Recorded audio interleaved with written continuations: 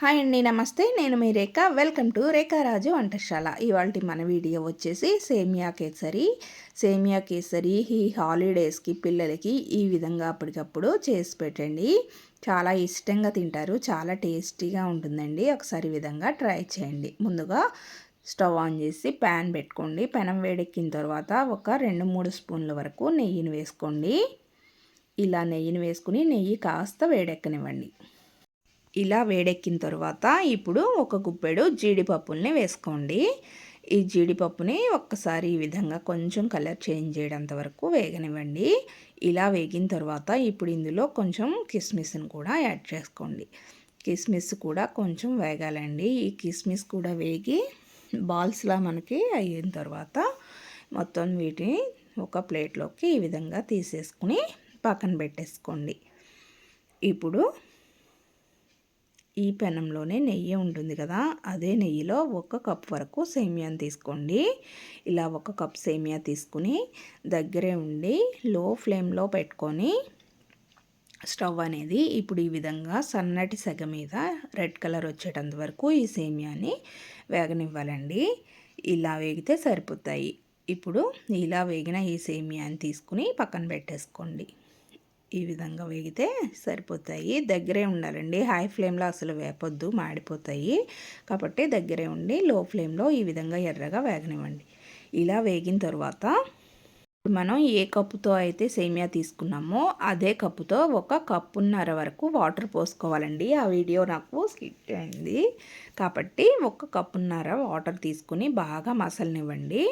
ఆ వాటర్ అనేవి బాగా మసిలిన తర్వాత ఈ వేగించిన సేమియాని ఇందులో వేసేసుకోవాలి.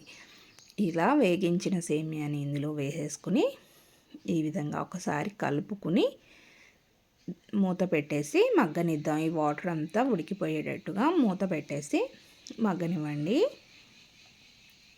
ఇప్పుడు గట్టిపడుతుంది మనకి. ఇలా వాటర్ అనేది దగ్గరగా వచ్చి గట్టిపడింది కదా, ఇప్పుడే ఈ స్టేజ్లో మనం షుగర్ అనేది యాడ్ చేసేసుకోవచ్చు. ఇప్పుడు ఇందులో మనం ఏ కప్పుతో అయితే సేమియా వాటర్ కొలిచామో అదే కప్పుతో 3/4 కప్ వరకు షుగర్ని యాడ్ చేసుకోండి. షుగర్ తినని వాళ్ళైతే ఒక 1/2 కప్ వరకు షుగర్ని వేసుకోండి. ఇలా షుగర్ని వేసేసుకొని షుగర్ అంతా మెల్ట్ అయ్యేటంత వరకు ఒక్కసారి ఈ విధంగా బాగా కలుపుకోండి.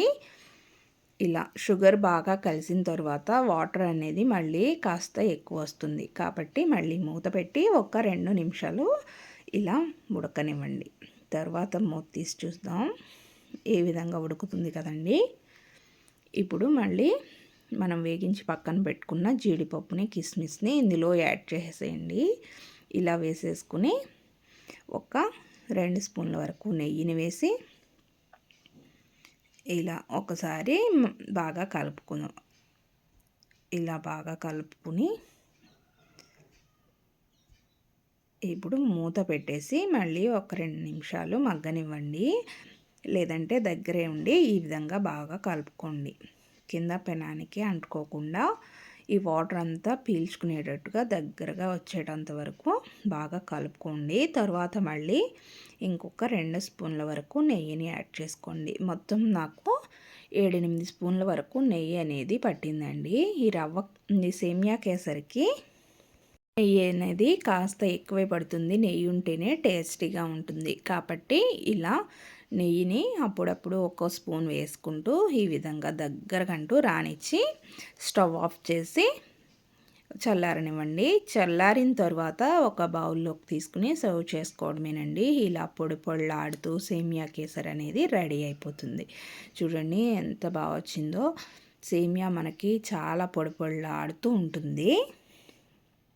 ఇది బాగా చల్లారితేనే టేస్టీగా ఉంటుంది. ఈ విధంగా పొడి పొడిలాడుతూ చాలా టేస్టీగా ఉంటుంది తినడానికి. పిల్లలు అప్పటికప్పుడు కావాలని అడిగినప్పుడు వెంటనే చేసి పెట్టే విధంగా ఉంటుంది ఈ స్వీట్ అనేది. ఈ సమ్మర్కి పిల్లలు హాలిడేస్కి ఇంట్లోనే ఉంటుంటారు కదా, అడుగుతుంటారు. అటువంటిటప్పుడు ఈ విధంగా ట్రై చేయండి. ఇంతేనండి, చాలా ఈజీగా సేమియా కేసరి అనేది రెడీ అయిపోయింది. ఈ విధంగా మీరు కూడా ఒకసారి మీ ఇంట్లో ట్రై చేసి చూడండి. ట్రై చేసిన తర్వాత ఎలా వచ్చిందో నాకు కామెంట్స్ చేయండి. ఇది మీకు నచ్చితే కనుక మీ ఫ్రెండ్స్ అండ్ ఫ్యామిలీ మెంబర్స్కి షేర్ చేయండి. మన ఛానల్ని లైక్ చేయండి, షేర్ చేయండి, సబ్స్క్రైబ్ చేసుకోండి. Thanks for watching.